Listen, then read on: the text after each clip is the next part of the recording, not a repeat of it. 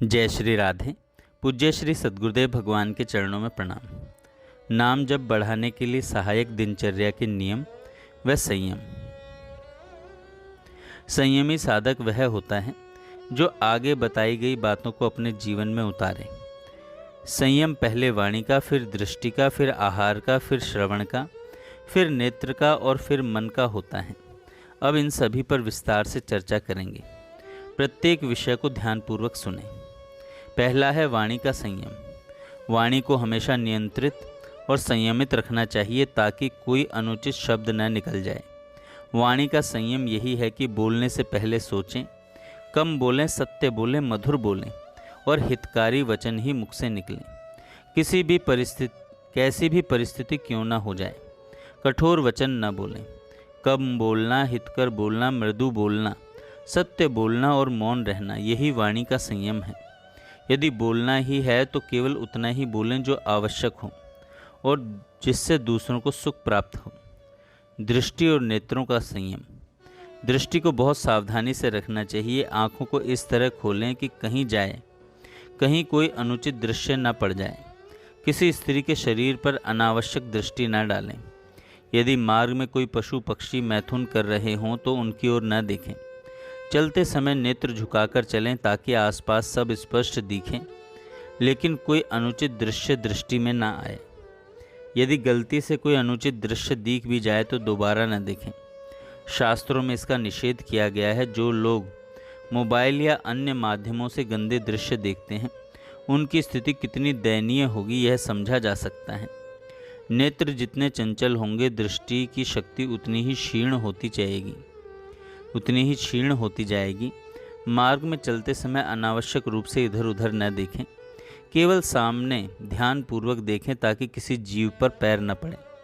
दृष्टि का संयम यही है कि संतों के दर्शन करें, भगवान के श्री विग्रह के दर्शन करें, भक्तों और संतों के चरित्र पढ़ें, लेकिन अश्लील मैगजीन, चित्र या किसी महापुरुष की निंदा करने वाली पुस्तकें न पढ़ें। संतों के वचन पढ़ें और अश्लील सामग्री से अपनी दृष्टि को बचाएं। अगला है आहार का संयम। आहार उतना ही ग्रहण करें जितने से भूख मिट जाए। भूख तो समाप्त हो जाएगी, लेकिन स्वाद के मुंह में अधिक भोजन करना भजन के लिए बाधक है। स्वाद की इच्छा बढ़ने से मन चंचल हो जाता है, इसलिए अधिक स्वादिष्ट भोजन न करें। रूखा सूखा भोजन ग्रहण करें। शुद्ध जल पिएं और पराये स्वादिष्ट भोजन की लालसा न करें। भोजन का स्वाद केवल गले तक सीमित होता है, गले के नीचे जाते ही सब व्यर्थ हो जाता है। इसलिए स्वाद की इच्छा त्याग कर भोजन को केवल प्रसाद रूप से ग्रहण करें। भोजन उतना ही करें जितना शरीर की आवश्यकता हो। यदि 4 रोटियां ग्रहण करने की क्षमता है तो 2 रोटी खाएं और शाम को 2 रोटी लें। शरीर को पोषण देना आवश्यक है, लेकिन अति भोजन से प्राण स्थूल और निर्बल होते हैं, जबकि संयमित भोजन से प्राण बलवान होते हैं। सात्विक, हल्का और कम खर्चीला भोजन करें। भोजन ऐसा हो जो शीघ्र पच जाए और शरीर के लिए हितकारी हो। मीठा अत्यधिक न खाएं। 24 घंटे में केवल 1 टुकड़ा मीठा 50 ग्राम से अधिक पर्याप्त है। 50 ग्राम से अधिक नहीं, वो पर्याप्त है। शरीर को आवश्यक शक्कर अन्य खाद्य पदार्थों से मिल जाती है, इसलिए अतिरिक्त शक्कर की आवश्यकता नहीं होती।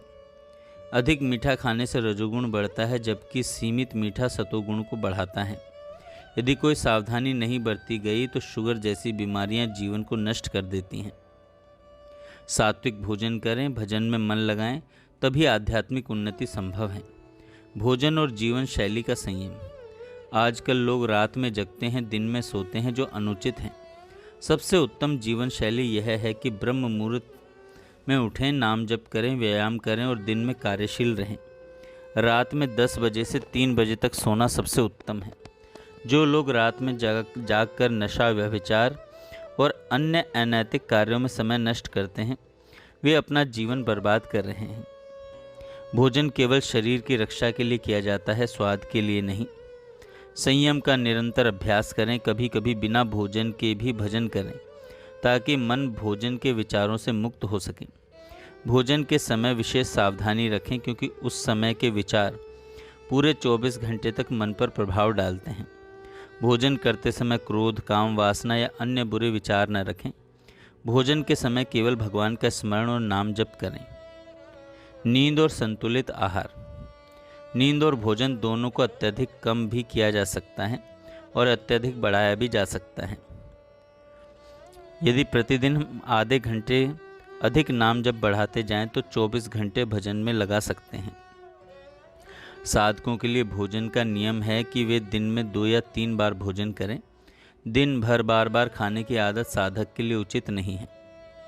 केवल प्रसाद ही ग्रहण करें। भगवान को भोग लगाए बिना कभी भोजन ग्रहण न करें। केवल वही प्रसाद पाएं जो भगवान को अर्पित किया जा सकता है, ये किया गया हो। पूज्य पंडित गया प्रसाद जी महाराज कहते हैं, भगवान को भोग लगाए बिना भोजन कभी मत पाना। यदि भोग लगाया गया हो तो उसे ठाकुर जी का प्रसाद मानो। यदि ऐसी स्थिति हो कि ठाकुर सेवा संभव न हो तो कम से कम आंख बंद करके भगवान को स्मरण करो, भोजन अर्पित करो और फिर उसे प्रसाद रूप में ग्रहण करो। ना निंदा करो, ना निंदा सुनो। अपनी प्रशंसा ना करें और ना सुने। यदि कोई तुम्हारी प्रशंसा करे तो उसे विनम्रता से टाल दो, अन्यथा यह अहंकार को जन्म देगा और तुम्हारी भक्ति बाधित होगी। शुद्ध आहार, शुद्ध वाणी, शुद्ध दृष्टि और शुद्ध श्रवण से ही आध्यात्मिक उन्नति संभव है। जय श्री राधे।